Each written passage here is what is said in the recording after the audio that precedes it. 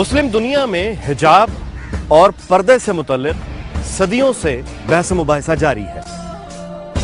कुरान मजीद में अल्लाह ताला के वाज़े अहकामात हिजाब के हवाले से हमारी रहनुमाई के लिए मौजूद हैं, मगर उनकी तशरीह के हवाले से उलमा की राय में इख्तलाफ पाया जाता है।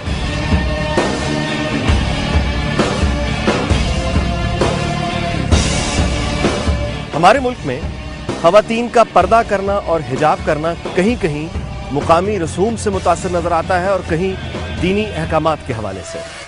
और हिजाब के हवाले से मर्दों के फ़राइज़ क्या हैं, इसको हम निहायत आसानी से नजरअंदाज कर देते हैं।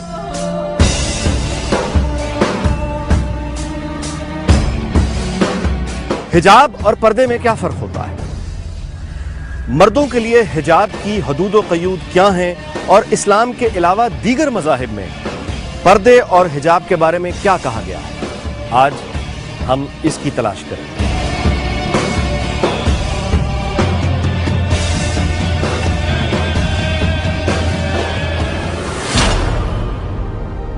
हिजाब के मानी है रुकावट पैदा करना। मारूफ मानों में हिजाब को गैर महरम लोगों से अपने आप को बचाना लिए जाते हैं।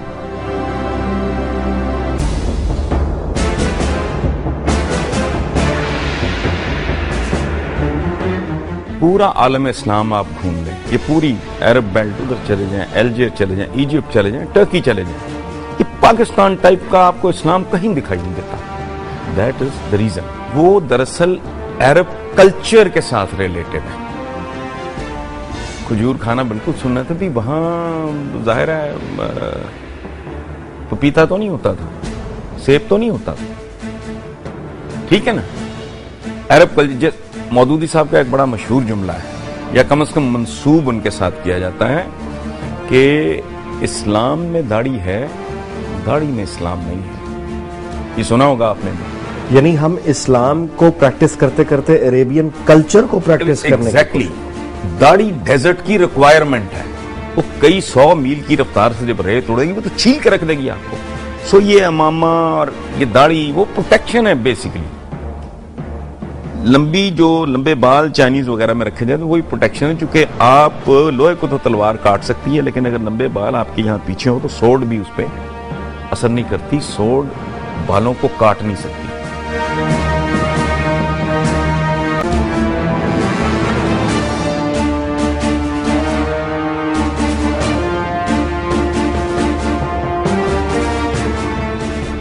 अगर घर में कोई मर्द कफालत के काबिल न रहे और रियासत फलाही ना हो, यानी वो रोटी, कपड़ा, मकान अपने शहरी को प्रोवाइड करने की जिम्मेदारी ही ना उठाए, तो फिर एक मजदूर माँ अपने बच्चों की कफालत के लिए हिजाब और पर्दे की शराइत को कैसे पूरा करे?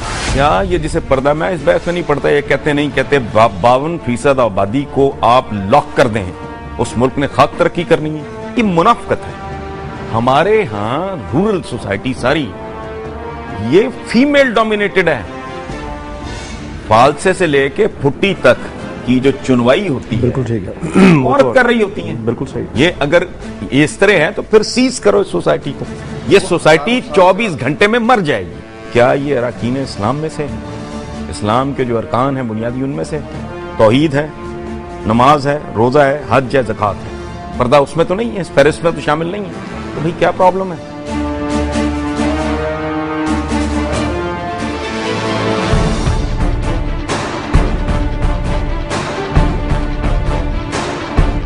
पर्दा लफ्ज़ जो है उसका कॉन्सेप्ट हमारे मज़हब में नहीं है। हमारे यहाँ जो चीज़ इस्तेमाल हुई जब इस्लाम आया तो उसके लिए हिजाब का लफ्ज़ था अरबी का, और हिजाब का मतलब पर्दा नहीं है, हिजाब का मतलब शर्म व हया है। यानी उसका ताल्लुक़ रवैये से है, उसका ताल्लुक़ चेहरा छुपाने से या छुपाने से नहीं है किसी चीज़ को। जो पर्दे का तस्वुर है वो सकाफ़ती है, कल्चरल उसकी जो इम्पोर्टेंस है वो ज़रूर है। ये अर्बनाइज्ड मिडिल क्लास का कल्चर है, अर्बनाइज्ड सकाफ़तें हैं, इनका ताल्लुक़ देहात से नहीं है। हिजाब बुनियादी तौर पर इंसान की दाखिली तरबियत है। औरतें मरहम पट्टी करती हैं मर्दों के जिस्म पर, पर्दा ये होता है। हज की उम्र में औरत नहीं जा सकती अगर वो फोटोग्राफ नहीं बनवाती। तो फिर सऊदी क्यों ये पाबंदी नहीं उठाते? आप ज्यादा ठेकेदार हैं। हाँ, मुझे हजरत अली शरीयती याद आते हैं। वो कहते हैं कि इस्लाम जो है, इसको समझना हो तो ये जान लो कि ये बेस्ड है एक बुनियादी कुल्लिये पे, फलसफे पे। वो क्या है? Changing rules for the changing needs, unchanging rules for the unchanging needs. अब फासले बढ़ गए हैं, वक्त बहुत कीमती हो गया है। मैं खच्चर पे, घोड़े पे, ऊंट पे नहीं जा सकता। बंदा खुदा को, अकल को हाथ मारो। एक ट्राइबल सोसाइटी में और एक 3 शिफ्ट सोसाइटी जहां 8-8 घंटे की शिफ्टों में काम होता है। अभी पाकिस्तान तो वहां नहीं पहुंचा। 3 शिफ्ट, 8-8 घंटे की शिफ्ट होती है। औरत मार के आपने क्या निकाल लेना है बीच में से? हज की उम्र पे आप जा नहीं सकते, औरत नहीं जा सकती अगर वो फोटोग्राफ नहीं बनवाती। तो फिर सऊदी क्यों ये पाबंदी नहीं उठाते? आप ज्यादा ठेकेदार हैं। अब तो स्कैनर्स आ गए हैं, उसके बीच में से गुजरे बगैर आप एंटर नहीं कर सकते किसी मुल्क में।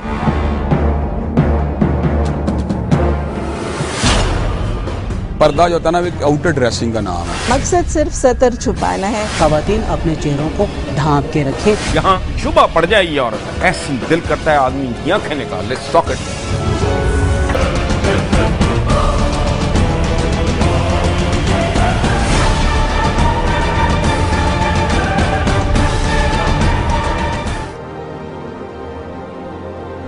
इस्लाम, यहूदियत, ईसाइयत के अलावा जमीनी मज़ाहिब जैसे सिखिज्म, बौद्धिज्म और हिंदुइज्म में भी हिजाब को औरत का वक़ार करार देते हैं। ये तस्वीर 20वीं सदी के आगाज में मशरकी यूरोप के यहूदी और अमेरिका के यहूदियों के लिबास की अक्कासी करती हैं। ये तस्वीर 18वीं सदी के बरतानिया की। इन तस्वीर में हम सिख, हिंदू और बुद्ध मत की खवातीन का लिबास देख सकते हैं। दिलचस्प हकीकत ये है कि मगरिब में औरत का हिजाब सनती इनकलाब की माशी जरूरियात ने उतार कर दूर फेंक दिया और उसको निस्वानी आजादी का नाम दे दिया गया। खातीन के बारे में ये है कि आप अपनी जीनतों को छुपा कर रखें। अच्छा, अब उसकी इंटरप्रिटेशन की बात है। मैं ये समझता हूँ कि जीनत को छुपा करने का मतलब ये है कि आप अट्रैक्टिव बन के पब्लिक प्लेस पे लोगों के सामने ना आए। जीनत छुपाने का मतलब ये है। जीनत कहते हैं खूबसूरती को, जीनत कहते हैं अट्रैक्शन को, जीनत कहते हैं अट्रैक्टिव पोस्चर को। मगरिब में उरियानी सतर बन गई, उरियानी पर्दे में तब्दील हो गई। यहां तक स्कर्ट देखा आपने ना, और ट्यूब से बैठी, साथ बैठी है, उसके साथ बंदा बैठा है, वो नंग दलंग सी फिर रही है। नो बडी इज बॉदर्ड, कोई नजर उठा के नहीं देखता। यहां मेरे साथ आप चले चले। औरत होनी चाहिए, शुबा पड़ जाए ये औरत है, ऐसी दिल करता है आदमी की आंखें निकाल ले सॉकेट में से। तो इनकी ग्रोथ का, इनका क्या इन्होंने ग्रो करना है? इनको तो मौलवी मार गया। 2 आला तरीन काम, एक हमारा दीन, दूसरे सियासत जो सुन्नत है बेसिकली, वो हमने घटिया तरीन, अनपढ़ तरीन, जाहिल तरीन लोगों के सुपुर्द कर दिए। क्या मुस्तकबिल होना है? 65 साल में हम रिवर्स में ही गए हैं। यहाँ प्रॉब्लम ये है मजहबी अनासर की कि वो तकलीद में ज़्यादा बिलीव करते हैं बनिस्बत इज्तिहाद और तहकीक के। उनका ख्याल ये है कि जो सोसाइटी 500 साल पहले थी या 1000 साल पहले थी, वो सोसाइटी अगर रिवाइव कर ली जाए तो उससे इस्लाम की डिमांड्स जो हैं खिदमत हो जाएगी, डिमांड्स पूरी हो जाएंगी। मसलन आजकल जो को एजुकेशन का सिलसिला है पाकिस्तान में, हमारे माशरे में, वो आज से 50-60 साल पहले नहीं था। इसी तरह जो लोग, जो खातीन जिस तरह आजकल मुलाजमत करती हैं, आज से 20, 25, 30 साल पहले ये कल्चर नहीं था। तारीख हमेशा और ज़माना आगे की तरफ चलता है, उसको आप ना तो रोक सकते हैं उसके सफ़र को, ना वो पीछे हटा सकते हैं आप।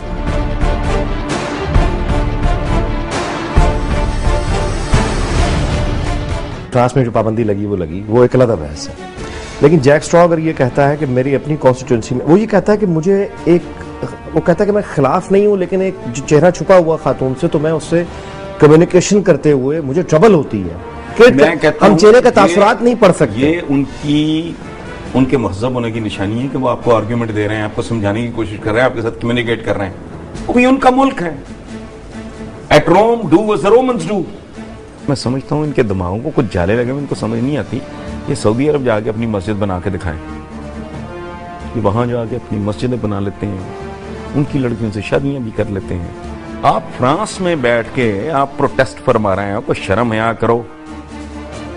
तुम सेंट्रल एशियन किसी स्टेट में हो, सद्दाम हुसैन के होते हुए ये करते, मार मार के ठुड्डे तुम्हें उठा के बाहर फेंक देता हूं, करते कजाफी की हुक्मदूली। ये वही है जहां जाके तुम निकाल लेते हो और वो प्ले कार्ड उठाए हुए और निकाब हिजाब। तुम्हें इतना शौक है तो जाओ यहां से। कजाफीज यहाँ एक और आया था रशियन, ये जो स्टेट्स हैं सेंट्रल एशियन स्टेट्स में से, उसका पाकिस्तान में इंटरव्यू मैंने पढ़ा। उसने कहा यहाँ तो बड़ी हरबंदा ही बकवास कर रहा है हुकूमत के बारे में, मेरा तो मस्जिद में कोई नाम नहीं ले सकता। इस तरह की स्टेट में जाए कहो खां कि हमने हिजाब मार मार के दुम्बा बना दें।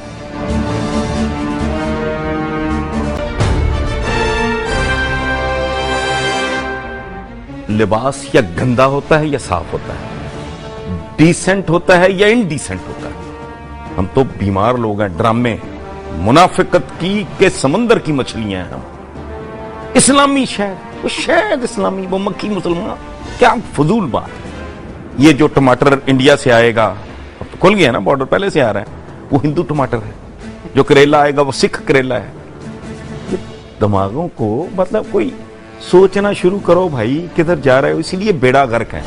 हम जिनके गुलाम थे अंग्रेज़ों के, उनकी बात कर सकता हूँ कि जो विक्टोरियन एज का कल्चर बहुत मशहूर है इंग्लैंड में, और आज का कल्चर जो है वेस्ट का, वो बिल्कुल मुतजाद है विक्टोरियन एज के कल्चर से। मिसाल हमेशा विक्टोरियन एज की दी जाती है।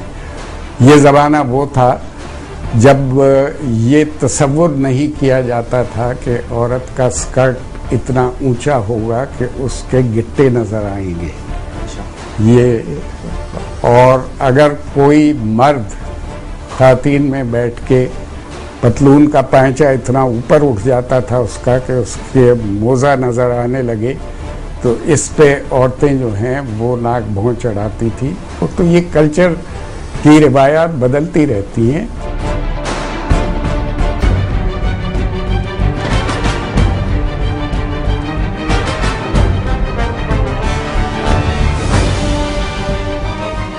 इस प्रोग्राम में हमने उलमा की राय हासिल की, दानिश्वरों और तारीख दानों से भी रहनुमाई हासिल की। मकसद ये था कि हम हिजाब के हकीकी मानों तक पहुंच सकें। जैसा कि प्रोग्राम के शुरू में अर्ज किया था, ये मुबाहिसा आलम इस्लाम में सदियों से जारी है, और ये प्रोग्राम नशर हो जाने के बाद ये बहस खत्म नहीं होगी, मुकालमा जारी रहेगा। अलबत्ता 3 बातें इस प्रोग्राम से बहुत वाज़ेह होकर सामने आती हैं। नंबर 1 कि हिजाब की पाबंदियां और हदूदो क़यूद ये महज ख़वातीन के लिए नहीं है, ये मर्दों पर भी उसी तरह से लाजिम है जितना कि ख़वातीन पर। नंबर 2, हिजाब की कोई पाबंदी किसी मर्द या जन को तरक्की के जीने चढ़ने से नहीं रोकती। और सबसे बढ़ के ये कि दीन इस्लाम में जबर की कोई गुंजाइश नहीं।